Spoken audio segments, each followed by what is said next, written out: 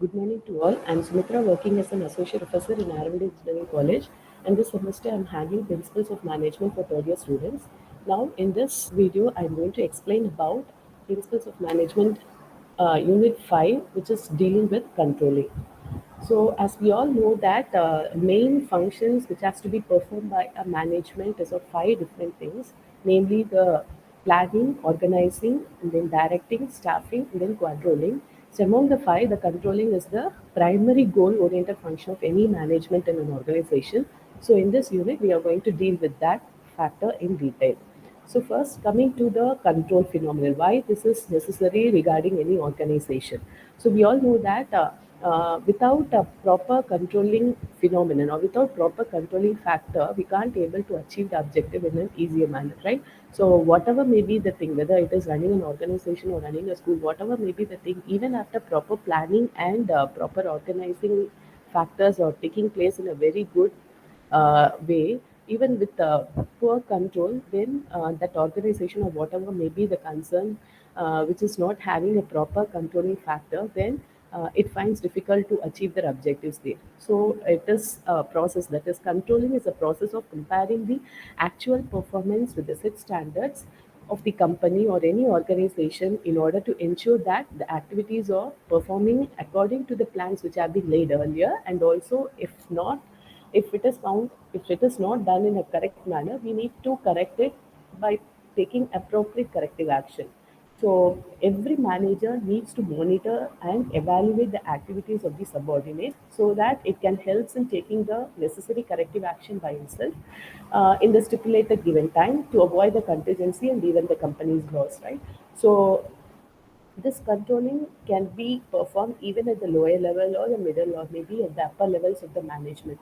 So next, regarding the features of uh, controlling factors, the first and foremost feature of the controlling is that it helps in achieving the organizational goals, and then it must be able to facilitate the optimum utilization of resources. Whatever resources are available, each and every person working in an organization must be able to know that how to utilize it in an optimum manner.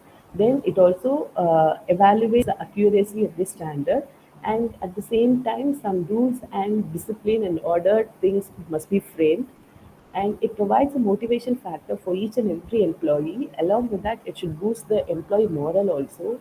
And finally, it provides some future planning by revising the standards whenever it is necessary. So not necessary that once the planning is done in the initial stage, it has to be carried out till the end. Whenever that requires some changes in the standards, we can also revise those standards, which in turn improves the overall performance of an organization. At the same time, it tries to minimize the errors also.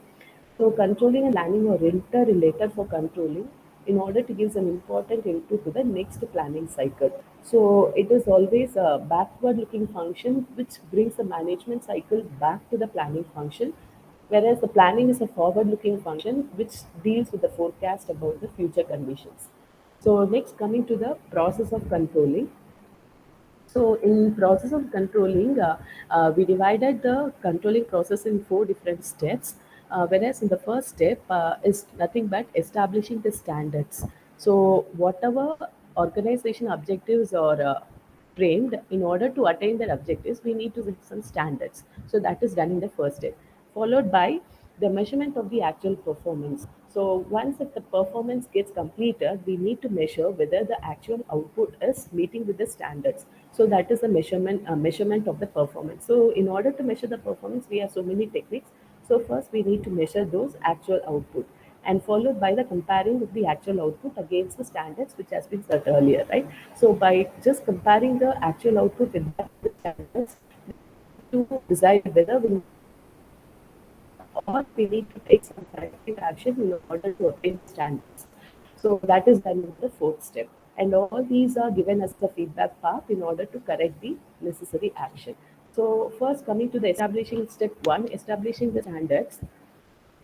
This means that setting up of the target, so which needs to be achieved, excuse me, which needs to achieve the organizational goals eventually. The standards indicates the criteria of the performance. It may be either a output standards or the input standard. It may be either a measurable one or a non-measurable one. And the control standards are even categorized as quantitative and qualitative. For example, the quantitative standards are expressed in terms of the money, whereas on the other side, the qualitative includes the intangible items. And next, in the next thing, measurement of the actual performance. The actual performance of the employee is measured against the target, right? With the measurements must be accurate enough to spot the actual deviations or the variations between the set targets and the desired one. So without a proper measurement, effective control is not possible. So the actual performance is measured against the target, and the comparison of the and then the comparison can be taking place, and the comparison of the actual performance with the standard is taking place in the third step, and this compares the degree of difference between the actual performance and the standard. And depending upon the deviation, we can, in certain cases, we need to uh, neglect the variation, because if it is of minor deviation, that is, for example, if the stationary charges of a particular organization increase by 5 to 10 percentage, it can be considered as a minor deviation. In that case, it is not necessary to take any corrective action. On the other hand, if the monthly production keeps on decreasing continuously, then it has to be considered as a major deviation.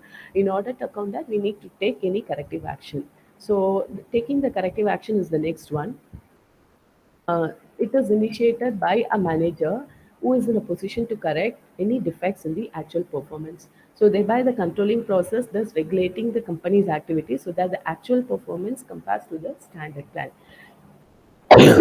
Excuse me. An effective controlling enables a manager to avoid the circumstances which causes complication to the organization. Then there exist different types of controls, namely the operational control, financial control, structural control.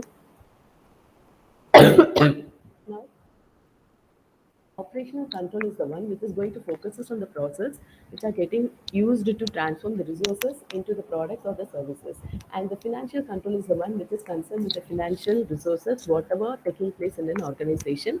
Whereas in structural control, all the elements of the structure which are serving the intended purposes have to be in control. Last one is the strategic control. It depends upon the needs or the current trends in the market, and depending upon the demands and the requirements, the functional strategies may be getting changed, which helps the organization to achieve their organizational goals. And then in operational control, we have three different types of controls, like forward control of preliminary control, concurrent control or screening control, feedback control of post control, techniques and information everything. Coming to the feed forward control, and this is the type of control which has been applied at the input side. So this kind of control is necessary to anticipate the problem. Before any problem arises, these steps have to be taken, right? So that's why it is known as feed forward control, or otherwise we can say predictive control. So it helps, this type of control helps to foresee the problem ahead of the occurrence, so therefore the action can be taken before such a circumstance arises. Next one is your concurrent control, which has been applied, that corrects some problems as they happen. Real-time control, and it check the problem and examines it to take the action necessary before any loss is incurred. For example, we can say some control chart also an example for a concurrent control. And the last one is the feedback control, which has been applied to the output side. And this process involves collecting the information about a finished task, thereby accessing the information and then improving the same type of task in the future. So these are the types of control taking place in the process. Next one is the financial control. And coming to the advantages of such controls, it helps in saving of time and energy, and it also helps to managers to concentrate on important tasks. This allows better utilization of managerial resources, and also helps in timely corrective action to be taken by the manager. And if managers can delegate tasks so routinely, it can be completed by the subordinates.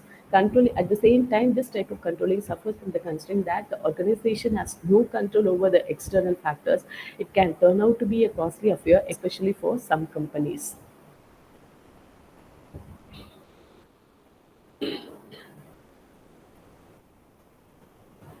So next one is the classification of budgets.